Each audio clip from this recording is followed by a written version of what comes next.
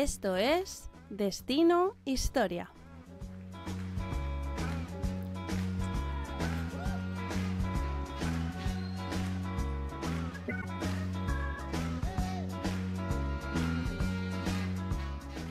Buenos días a todos y a todas. Benvinguts y benvingudes al tercer programa de esta temporada. Bueno, como veis o podéis escuchar, hoy estamos las tres mosqueteras o las chicas de oro, porque las tengo a las dos malas. Buenos días. Fatal. Yo tengo que decir que estoy realmente congestionada, así que perdonadme ya por adelantado. Y bueno, Me acompaña Paula también. Hoy Sí. se reincorpora Paula. Por Está fin. Yasmín también en la mesa. Raquel y Ana en el control técnico. Y como podéis ver, tenemos aquí a Francisco García, Paco, que nos va a presentar su libro, como podéis ver en la imagen, El enigma de la Debla. Pero hay que decir que volvemos al formato del primer programa.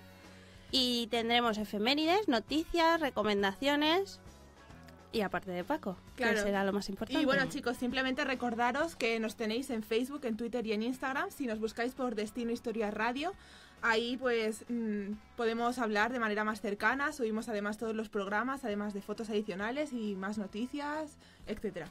Nos podéis ver ahora en directo o en los podcasts, ¿verdad? En iTunes y Castbox, que no sé Muy cómo se bien, pronuncia. ahí estamos. Que lo subirá a la radio de la UA Sí. cuando tengan tiempo. Y bueno, en Bueno. primer lugar, gracias a nuestro compañero y amigo Paco por haber aceptado la invitación. Esperamos que te sientas a gusto. Para mí es un lujo y un placer estar aquí. No conocía estas instalaciones, la verdad que está muy bonito, muy coqueto.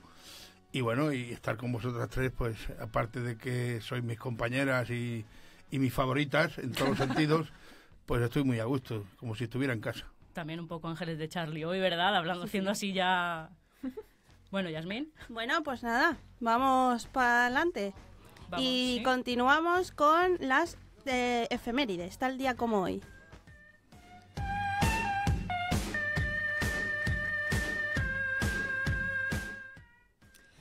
Tal día como hoy, en el año 684, en la Hispania visigoda, la actual España, se inicia el 14º Concilio de Toledo. 1501. El príncipe de Gales, Arturo Tudor, contrae matrimonio con Catalina de Aragón, hija de los reyes católicos. En 1884, en Alemania, se inaugura la Conferencia de Berlín, que aprobó el acta de reparto del continente africano entre los países europeos imperialistas. 1914. En los primeros meses de la Primera Guerra Mundial, el Imperio Otomano le declara la guerra a Francia, Reino Unido, Rusia, Serbia y Montenegro. 1921. En España se funda el Partido Comunista. 1922. En Reino Unido comienza su servicio de radio la BBC, British Broadcasting Corporation. 1969. En Estados Unidos despega el Apolo 12, segunda misión tripulada que desciende en la superficie de la Luna. 1975. En Madrid se firman los acuerdos tripartitos por los cuales el Reino de España entrega unilateralmente la administración del Sáhara Occidental a una administración tripartita formada por España, Marruecos y Mauritania. 2012. Tiene lugar una huelga general en España y en otros países de Europa. Y hasta aquí el tal día como hoy. Damos paso a la entrevista del mes.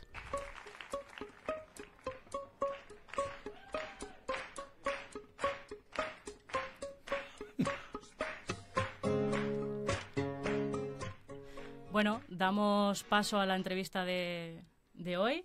Sí. Paula. Presento yo a Paco, a mi Paquito, que sabes que te tengo mucho cariño, te quiero mucho. Muchas gracias por estar aquí, Paco. Es mutuo, es mutuo. El sentimiento es mutuo. Voy a hacer una breve biografía tuya. Francisco García Ruiz nació el 15 de abril de 1958 en Lorca, Murcia. Durante toda su vida, por diversos motivos familiares y profesionales, ha residido en un buen número de localidades, a lo largo de todo el territorio nacional. Esta circunstancia le ha permitido conocer a gentes de muy distintas costumbres, condición e ideología, enriqueciendo su experiencia y su bagaje cultural. Desde muy joven, Paco, pese a cursar estudios de ciencias, dejó traslucir su inclinación por las letras y su afición por la lectura. Pero quizás la mayor de sus pasiones ha sido el flamenco, en el más amplio sentido del término. Desde 1978, de una forma casi autodidáctica, ha venido dedicando mucho tiempo y esfuerzo al estudio, investigación, divulgación y puesta en valor de este arte. Han sido numerosos sus artículos publicados en medios escritos, así como sus conferencias en distintas asociaciones culturales flamencas y en otros foros. También ha ejercido, y ejerce en la actualidad, como jurado en varios concursos nacionales y ha participado en congresos, mesas redondas y talleres.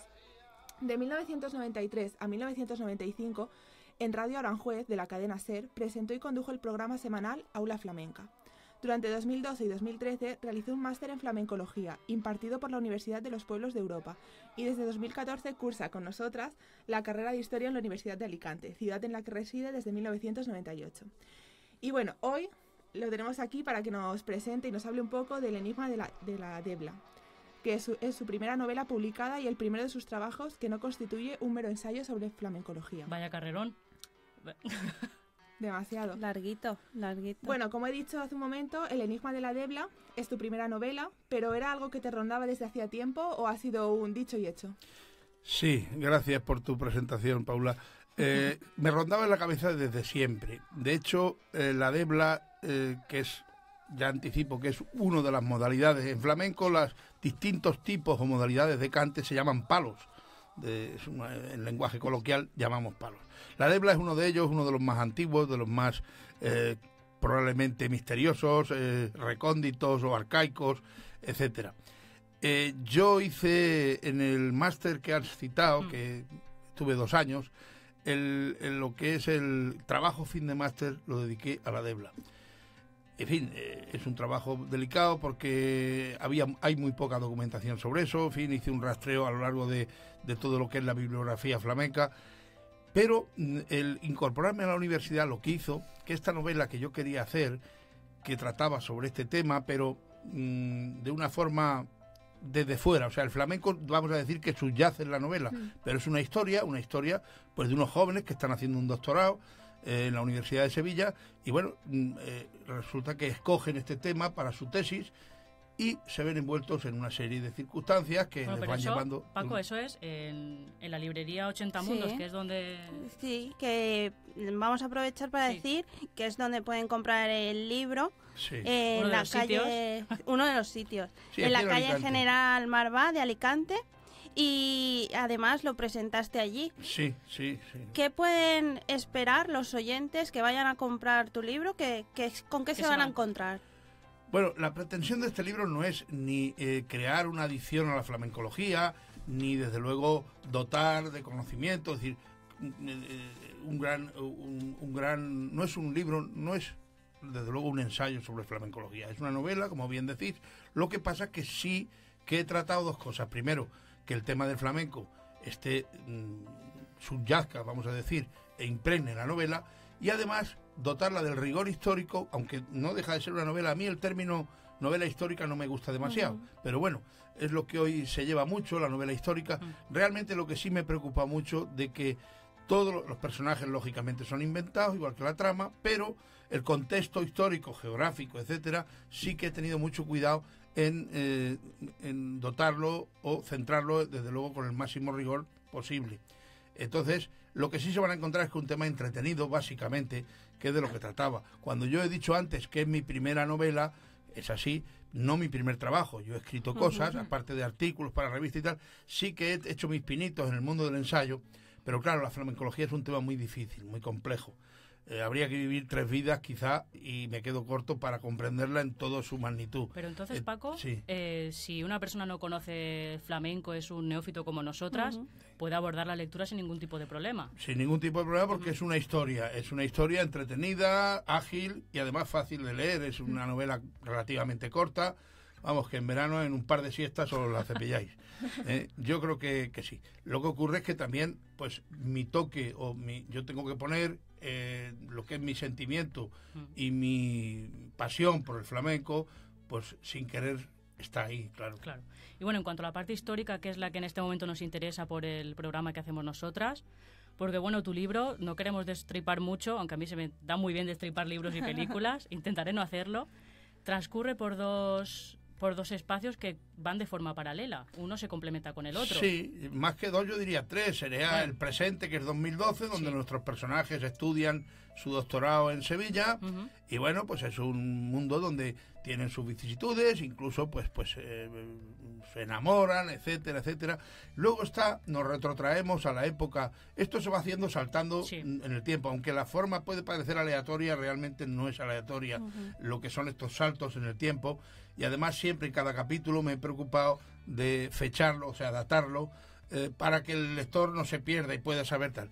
Los tiempos de Alejandro Magno en la India, lógicamente en el siglo III antes de Cristo, tercero cuarto, mejor dicho, y luego el primer milenio, sobre 1001, 1002, que fue la salida, se supone, porque en eso todavía hay mucha controversia, se está estudiando la diáspora del pueblo gitano desde su origen en el noroeste de la India, lo que hoy sería Pakistán, el noroeste de Pakistán, en una palabra la cabecera del Valle del Indo. Ahí sería donde se ubica este pueblo, que por unas circunstancias ajenas a su voluntad, pues tuvieron que dejar su tierra y protagonizaron lo que fue una diáspora por toda Asia Menor, llegaron a Europa, en fin, hasta que en 1425 es la primera noticia que tenemos de su entrada en España. Y esto lo estábamos hablando nosotras, ¿os Sí, acordáis? sí, sí. Preparando el programa, que cómo has llegado a tener toda esta información, has acudido a archivos, ya tenías tú tu documentación, Está muy Sí, bien libros, porque documentado. la verdad es autores, que a mí ¿es real? me causó mucha curiosidad. No sabía nada del pueblo gitano y me gustó mucho esa parte del libro sobre todo. Bueno, Es real, pues es sí que es, sí, Sí. eso está documentado, hombre, los personajes, los nombres, Sí. aunque he procurado poner nombres que tengan que ver con el sánscrito antiguo y con el romaní, que es como se llamó al pueblo de Rom, posteriormente romanís.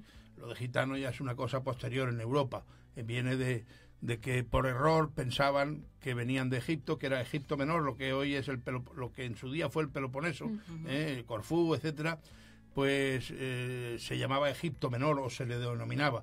Los peregrinos que venían de Jerusalén y otros viajeros, pues les llamaron egipcianos, de egipcianos quedó en Gitanos. egiptanos y Qué después curioso. gitanos. Pero efectivamente este pueblo no ha sido muy estudiado, primero porque fue un pueblo ágrafo, del que se ha hablado poco. Ellos no tienen su propia historia escrita, es un pueblo ágrafo, como digo, y luego pues las crónicas que tenemos antiguas, sobre todo de la parte de la Edad Media, que ya anticipo que sobre eso va a ir mi TFG, sobre la parte medieval, que es donde menos Ha documentación hay. Entonces, pues, este pueblo realmente sí que tenemos noticia de algunas crónicas de reyes, legislación que les afectaba, expulsiones, etcétera, de los distintos reinos, Bohemia, Rumanía, es decir, en todos estos reinos que iban atravesando a lo largo de su peregrinaje por Europa. Y luego, donde más la fuente más importante que tenemos de documentación son, desde luego, la filología y los lingüistas. Es decir, el vocabulario el románico, hoy tenemos un diccionario, es decir, perfectamente está limitado. Lo que pasa es que en el habla del día a día se está perdiendo. Prácticamente ya muy pocos gitanos hablan romaní. Tener en cuenta, por ejemplo, y no quiero alargarme mucho, que a primeros de siglo, incluso hasta los años 30, 40, un gitano español y uno, por ejemplo, de Gran Bretaña, podían entenderse perfectamente en su lengua.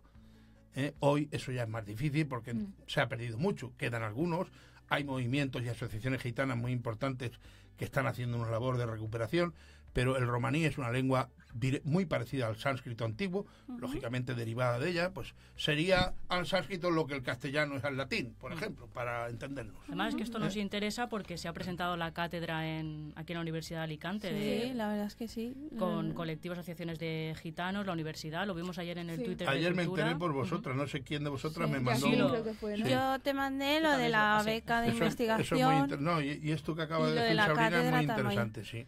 Sí, es una cosa que aquí en Alicante faltaba. Sí. Sí. Sobre este mundo del mundo gitano, que no es, el flamenco no solo es de gitanos, aunque Hombre, claro. sería motivo de 20 programas el hablar de sus No hay orígenes, tiempo. pero sí en el núcleo duro de lo que es el protoflamenco, el preflamenco, es decir, el embrión de lo que es el flamenco, tiene mucho que ver el pueblo gitano y su llegada a España, su asentamiento en la Baja Andalucía, Sí. claro que sí. Bueno, Paco, pasado mañana, 16 de noviembre, presentas tu novela aquí en la Universidad de Alicante. Nosotras estaremos apoyándote al pie del cañón. Muy bien. ¿Te hace sentirte especial? ¿Te hace tener sensaciones de cariño por ser acogido en una institución como la nuestra? Pues sí, la verdad es que no me lo esperaba. Cursé una solicitud y la profesora que lleva este departamento de cultura, Amelia, pues ha tenido a bien de incluirlo en estos ciclos de presentación. Me gusta porque yo he hecho la presentación, como ha dicho antes Yasmín, aquí en la librería 80 Mundos, que es donde está está en un montón de librerías, también se puede adquirir en cualquiera de las plataformas, no solo Amazon, Punto Rojo, el libro electrónico también, el libro electrónico también, libro electrónico, en etcétera. Bueno, pero me refiero que presentaciones físicas la hice ahí, la hice en mi tierra, en Lorca, y también en Aranjuez, en Madrid, donde he vivido 14 años, y en mi segunda tierra. Pero el que se incluya en una universidad es algo por lo que yo siempre he luchado. Es un poco el cumplimiento de un viejo sueño. Yo siempre pensé que el flamenco tiene que estar en las universidades. El flamenco forma parte, no es que forma parte, es parte fundamental de nuestra cultura. Entonces, el hecho de que una universidad, y encima la que yo, en donde yo curso estos estudios tardíos, pero estudios al fin y al cabo, pues me llena de orgullo y además me hace mucha ilusión. Sí, es un orgullo, Paco. La verdad es que sí. Bueno, ya, por último, a ver si nos vas a dar la primicia ahora, aquí y ahora, para Destino Historia. A ver. ¿Va a haber segunda parte o es un final cerrado? Bueno, como siempre, Yasmín, claro, intuye y va por delante del tren. En este caso, claro, el final, cualquiera que haya leído mi novela, verá que el final es un final abierto. Es un final, pasa un poco como el de Matrix, que el otro día veíamos en clase. La posmodernidad, Paco es posmoderno. Es posmoderno. No tan moderno, pero en fin. La cuestión es que efectivamente sí deja eso, y de hecho yo ya tengo una maqueta un poco de lo que va a ser este segundo libro. Lo que pasa, Yasmín, es que yo, sabéis que en esto, no es que sea altruista, es que yo, mi propuesta o mi pensamiento es no perder dinero. No tengo pretensiones de no hacerme ni siquiera de ganar dinero. Pero claro, lo que no quiero es perder. Entonces hay que vender primero esta novela, y cuando en su momento, sí es verdad, ya este verano pasado estuve trabajando en ello y la idea la tengo. Un poco lo que es la maqueta y la idea hay que desarrollar. Esto, si se quiere hacer con rigor, cuesta trabajo, ¿eh? Sobre todo los que no estamos muy duchos, que den cuenta que yo no soy escritor profesional. Digo, es mi primera novela, aunque escribo habitualmente, pero no es lo mismo hacer un ensayo monográfico sobre un tema de flamencología, claro, o hacer un artículo más o menos denso para publicar en una revista. Eso sí, tengo mucha experiencia, pero una novela es la primera vez, ¿eh? Y ¿El árbol lo has plantado ya? ¿El árbol? Hijo, el libro, el árbol. El árbol. Fijaros que me falta lo más fácil, pero no lo he hecho nunca. Y eso que soy de campo, y soy de un pueblo pequeño, y mi abuelo ha sido agricultor, mi padre ha sido molinero, entonces, pero no he visto cómo lo plantan. Os prometo que este verano voy a plantar un árbol. Te falta el árbol. Hijos sí tengo dos, afortunadamente, y bueno, y he escrito un libro. O sea que, a ver, a nosotras, bueno, antes de terminar con la entrevista, queríamos comentar eso, que de las 2-3 partes por las que confluye y discurre el libro, claro, nosotros nos sentimos más identificadas con la parte de investigación. Claro, somos de historia y yo iba leyendo la parte histórica, sobre todo la del pueblo gitano. Para mí ha sido maravillosa, he descubierto un mundo nuevo. Y además eso, cómo se enfrentan los tres protagonistas, hacer una búsqueda, una investigación, que se vayan encontrando con baches, los puedan superar. Bueno, es que yo cuando leía en el libro, claro, decía el protagonista, por ejemplo, decía el protagonista, mañana a las 5 de la tarde quedamos todos para hacer el trabajo. Y digo, si es que parece que estemos en clase. Sí, totalmente. Todos reunidos. Digo, ¿has sacado la experiencia de ahí o qué? Sí, yo para terminar, sí, es verdad que esos temas están ahí.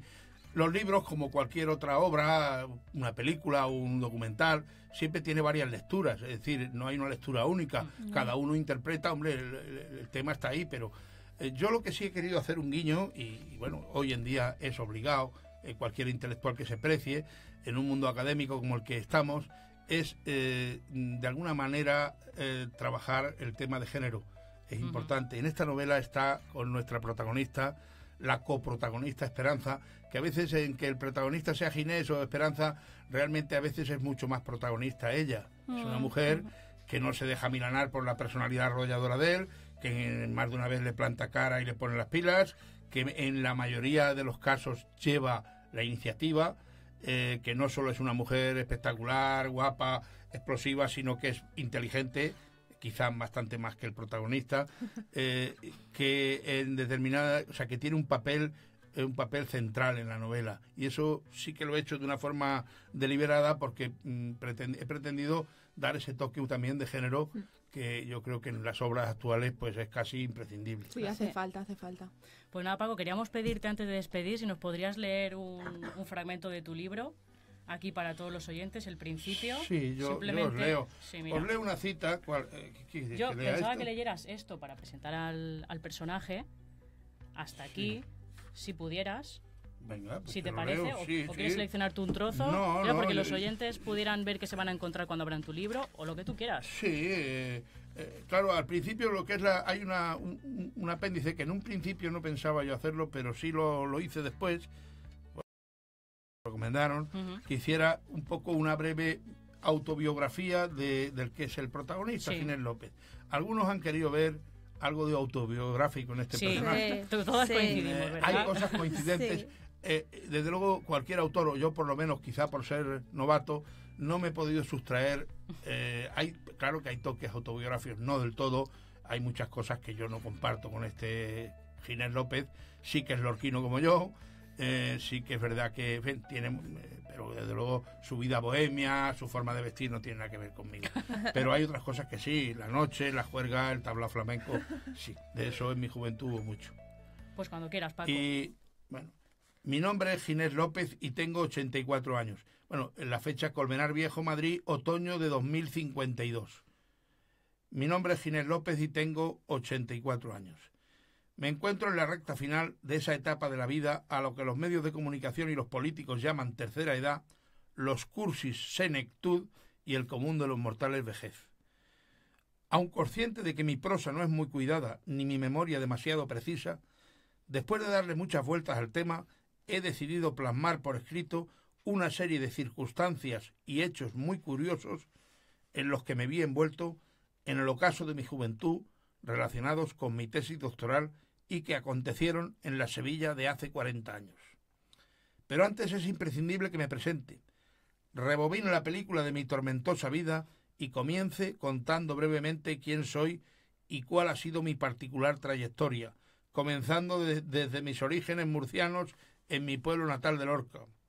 Nací el 11 de abril de 1968 y mi niñez, hasta los 11 años, transcurrió plácida y sin sobresaltos. Mi madre era una lorquina de campo, forjada en el duro ambiente de las pedanías de la huerta y educada para ser una buena ama de casa.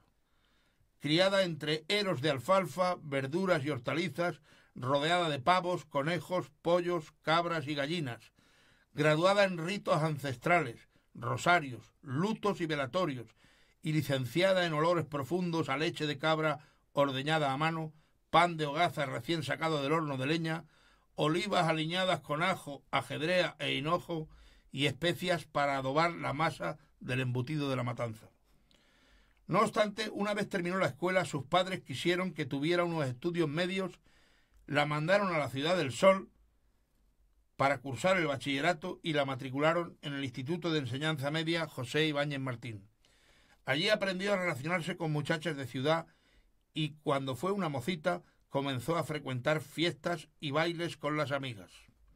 En uno de ellos conoció a mi padre, un joven sargento de infantería con destino en el Regimiento Mallorca número 13 de guarnición en Lorca. Era sevillano, nacido en Utrera y criado en Lebrija, acostumbrado desde muy pequeño a escuchar cante del bueno. Él fue quien años más tarde me inculcaría el amor por todo lo que tuviera que ver con el flamenco, etcétera, etcétera. En fin, una breve pincelada de lo que es el capítulo introductorio. Y, en fin, ya digo, no es porque lo haya escrito yo, pero yo sí que recomiendo su lectura en el sentido del puro entretenimiento. Sí. Luego se pueden hacer muchas lecturas de ella, como dice Yasmín, incluso pues sorprenderán algunas cosas, algunos episodios, pero básicamente se trata de una obra entretenida y, en fin, de puro ocio. Nada más. Gracias, Paco, por habernos dado esta pequeña píldora para enganchar a la gente. Queríamos que le escucharan un fragmento para decir, hostia, qué ameno y esto de verdad en una tarde te lo puedes leer perfectamente y bueno. Y te deja con ganas de más. Claro, eso queremos, la segunda parte. Yo tengo que decir que es un libro que vale mucho la pena y es súper recomendable porque y vale aprendes poco. Muchísimo, te entretienes. Os lo podéis comprar, vale poco. Como diría el pobre chiquito que acaba de fallecer, una mala tarde la tiene cualquiera. Pues nada, Paco, muchas gracias. Si no te importa, te pedimos que te quedes con nosotros hasta que terminemos el programa. Queda poquito. Muy bien. Estupendo. Vamos a seguir. Muchas gracias. ¿Seguimos con las noticias? Venga. Venga, vamos allá.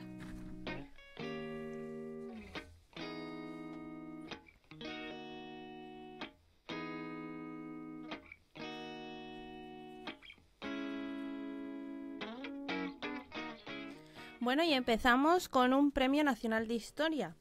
Historia mínima de la Guerra Civil Española, de Enrique Moradiellos, catedrático de Historia Contemporánea de la Universidad de Extremadura, ha ganado el Premio Nacional de Historia tras condensar la Guerra Civil en 50.000 palabras. Este premio, que se creó en 1981, se falla anualmente desde el Ministerio de Cultura y se premia la mejor obra en la especialidad de Historia de España, escrita por autores españoles. La finalidad es la de reconocer y fomentar la investigación sobre la historia de España. Parte desde el final de la monarquía de Alfonso XIII, la llegada de la Segunda República y los inicios del levantamiento militar. Decenas de libros se han escrito sobre la Guerra Civil Española, pero lo que destacamos de este es la gran valor de síntesis que el autor ha hecho para ofrecer de forma concisa un acontecimiento tan relevante para nuestro país. Bien, pues yo me paso a prehistoria y es que se han descubierto 2 nuevas pinturas rupestres en el Barranc de Pego. Las pinturas rupestres son las que, grosso modo, encontramos plasmadas sobre las rocas. Se pueden hallar o bien en el interior de las cuevas o en abrigos. La primera figura, según la profesora Barciela, es un arquero arrodillado portando un arco en su mano, mientras que la otra corresponde a una cabra. Su cronología la sitúa en el Neolítico, que significa edad de piedra nueva, a diferencia del Paleolítico, que significa piedra vieja. El Neolítico, por lo tanto, es la etapa más cercana a nosotros. Son 2 representaciones del arte levantino, que podemos encontrarlo en toda la franja mediterránea, y se caracteriza por su carácter realista y narrativo, representando figuras humanas, de animales, etc., aislados o también formando escenas. Esta noticia llega directamente desde Historia y Arqueología, no hace más que confirmar el rico legado que hay en nuestras tierras y que yo os animo a realizar excursiones por cualquier montaña, porque os aseguro que encontraréis joyas. Bueno, y seguimos con las noticias de historia. Hoy, 14 de noviembre, se inaugura en el Museo Valenciano de Prehistoria, en Valencia, la exposición El Enigma del Vas, obra maestra del arte ibérico. Y bueno, estará hasta marzo, hasta el 28 de marzo, pues sí, hasta marzo de 2018, todo el mes también. Esta muestra tiene como protagonista una de las piezas más extraordinarias de la época del arte de la época ibérica, que es el conocido como vaso de los guerreros de Lliria. El vaso se encontró en 1934 durante las excavaciones del Servicio de Investigación Prehistórica en el Tosal de San Miquel en Lliria, que es una ciudad ibérica declarada bien de interés cultural en 1995. Y bueno, desde entonces ha sido custodiada en las salas del museo y ahora se presenta esta joya desde hoy mismo, 14 de noviembre, hasta el 28 de... Sí. ¿Por qué digo 28 de marzo? Es que estoy leyendo Estás 2018, marzo de 2018. Venga. Habrá que ir a verlo y además Valencia pilla muy cerquito. Bueno, Sabri, ¿da tiempo a otra noticia? Sí. Vale. Pues Uy. es que Sí, mete otra. Sí. este año se celebra el 28 aniversario 28. de la caída del muro de Berlín. Por eso estabas tan obsesionada. ¿Tenéis plan para el puente de diciembre? Si no es así, podéis viajar hasta Berlín, que como si fuera súper fácil. ¿Verdad? Y aprovechar... Oye, si pillas un esto de Ryanair y tal, a lo Sí, mejor no, por Ryanair es 40 muy euros. barato. La Y en verdad es que invierno sí. aún más. Y podéis aprovechar para vivir y celebrar la caída del muro. No cayó tal día como hoy, sino el jueves pasado, 9 de noviembre. Tenía 160 kilómetros de longitud, fue construido en el año 1961 y tocó su fin en 1989. Si echáis los cálculos, son ya 28 años, como bien he dicho. Ujú. ¿Y por qué un muro en mitad de la ciudad berlinesa? La mayoría de vosotros supongo que lo sabéis, pero nos situamos en el contexto de la Guerra Fría, donde la ciudad se divide entre la República Democrática Alemana, llamada RDA, de ocupación soviética, y la República Federal Alemana, RFA, llamada también Alemania Occidental. Para evitar las migraciones y las fugas de talentos desde Oriente a Occidente, los soviéticos levantaron en tiempo récord el muro. Y hasta aquí puedo leer. Sí, porque le he dicho a Ana, le iba a echar las culpas, pero le he dicho a Ana que nos metiera la música para ir echándonos. Sí, perdón. Claro. Y le he comido un minuto, pero bueno, bien, ¿no? Perdón, Ana. Gracias a todos por escucharnos, gracias Paco por compartir la mañana con A nosotras. vosotras por haberme llamado. Muchas gracias a la parte técnica, chicas. Sí. Un saludo a todos el resto de programas de Radio UA. Ya os retaremos con un interesante concurso que estamos Sí, organizando. Porque me he enterado que están retándonos, ¿no? Sí, También no, ya desde veremos, otros ya veremos. sitios. Volvemos- Volvemos el Sí. 28 de noviembre con un programa que pintará sobre memoria e historia. Ujú. Volveremos, gracias, saludos a todos, hasta luego. Hasta luego, besitos.